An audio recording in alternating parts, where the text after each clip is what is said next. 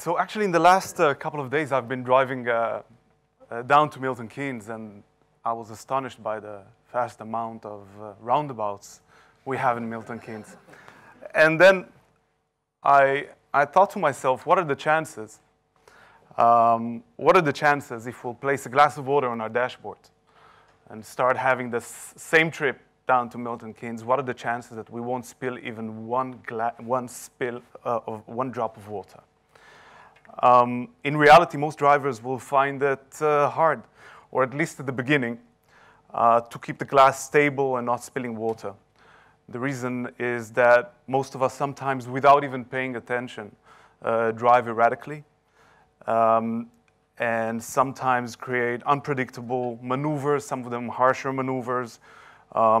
We speed, we accelerate, we brake. And to keep this glass full with water, we need to change the way we drive.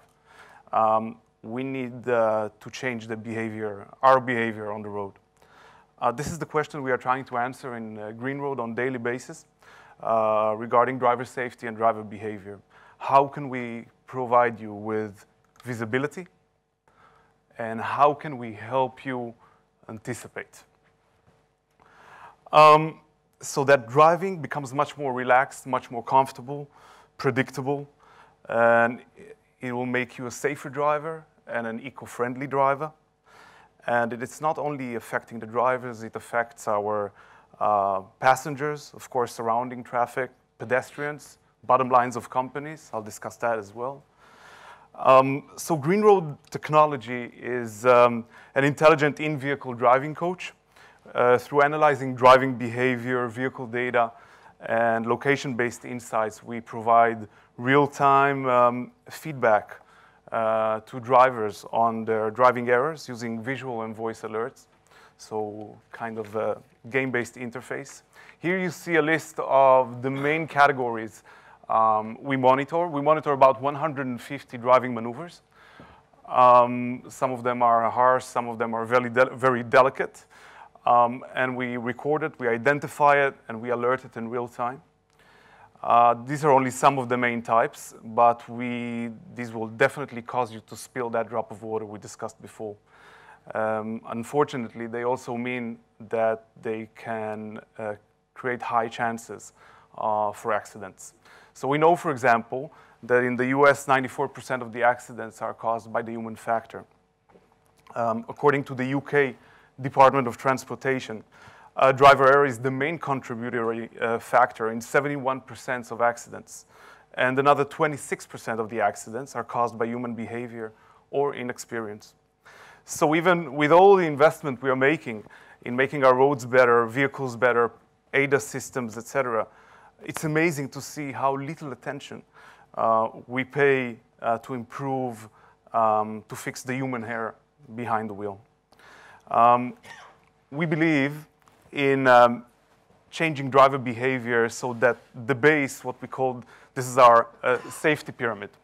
Okay, we look at it every morning at our offices, and we try to change the lowest common denominator, the bumper-to-bumper, the most simple safety events we have in our vehicle. And once we change that one, we see how it becomes smaller and smaller, which directly reduces the number of crashes.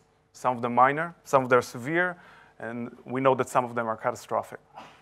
Over the years, we've tracked 10 billion driving miles in 20 countries and in many industries, and we created consistent reduction of 70 to 80% crash-related expenses.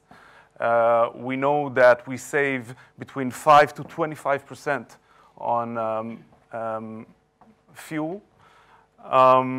We discovered, for example, in the last couple of years, that by creating this comfortable and relaxed environment for our drivers, we increased their productivity with 5%. And as you can see, we reduce our carbon emissions as well, around the 5%. Naturally, maintenance cost, insurance cost, benefits, et cetera, et cetera. Okay. So For more than 13 years, we've owned a strong market share in what was referred to as the global commercial fleet telematics. We started from this old-fashioned telematic box. By the way, 1 out of every 3 to 4 buses in London is a Green Road bus, or a bus that is being run with our driver safety and driver behavior technology. So we started from this box. This box connected us to the vehicle, connected us to the sensors, but it was limited. It was limited with a 2G connectivity. We collected everything we could and passed it on to the cellular networks and then to our data centers, and we provided analysis and insights for our drivers and for our fleet managers. But when we suddenly took our technology and transformed it into smart devices, smartphones, mobile devices, a vast opportunity presented itself. Suddenly, from limited amount of data that we could collect and transfer, we became data rich. Not only we connected to the sensors, to the car, suddenly we are connected to the world. We are connected to our drivers, we are connected to other cars, we are connected to the city, we are connected to the weather. I can see micro mapping, so I'll know what's the weather, how's the weather changing in a mile ahead or 2 miles ahead. And this made, and then we have 3G and we have 4G. So suddenly this in-vehicle coaching helps us to notify the driver and engage him much better than we were able to do that before. And engagement is actually the core of the way we drive change.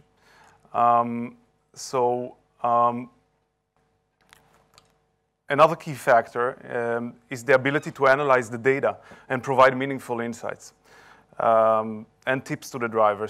And fleet managers and other interested parties that can benefit from these insights. So our advanced data and business intelligence solutions enable us to predict and help driving change in the vehicle, at the office, and for the first time make bigger impact than ever before.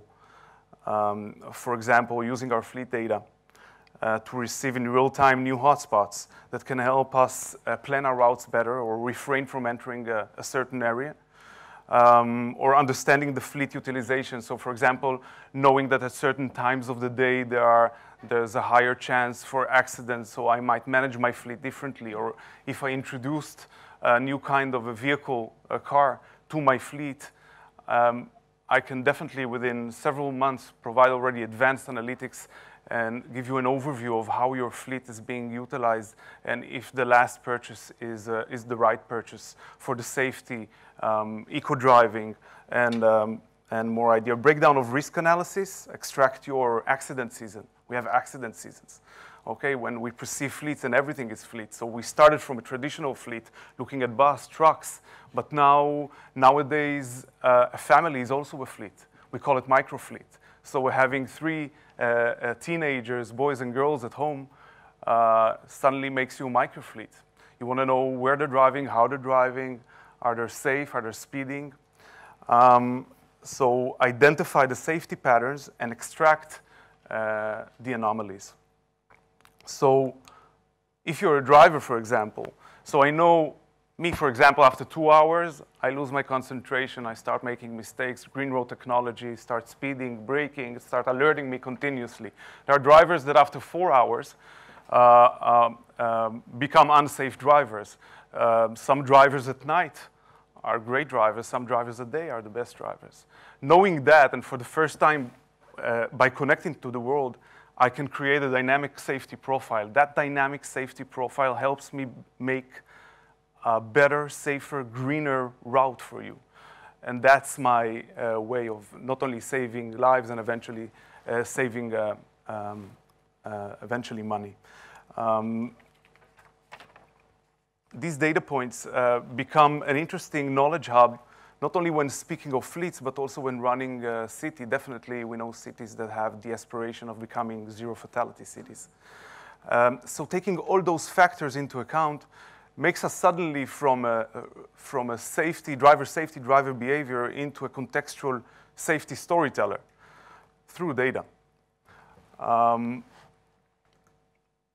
So as I said, from traditional fleets, there are new emerging fleets like connected fleets, electric fleets, autonomous fleets, micro fleets.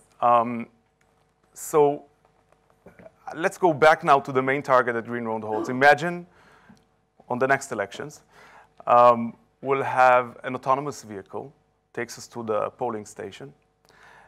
Will it be able to do the drive without spilling a drop of water? Or, I remember yesterday, some of the presenters, sorry, I don't remember the name, but I saw those couple with the back to the road with a glass of champagne in an autonomous vehicle, and I thought, wow, that's beautiful, that's gorgeous. But what will happen now if the car you will need to gain the control on the car? Will you turn that fast without spilling one drop of champagne? I doubt that, but the most important thing, will this ride be comfortable for you? Thank you very much.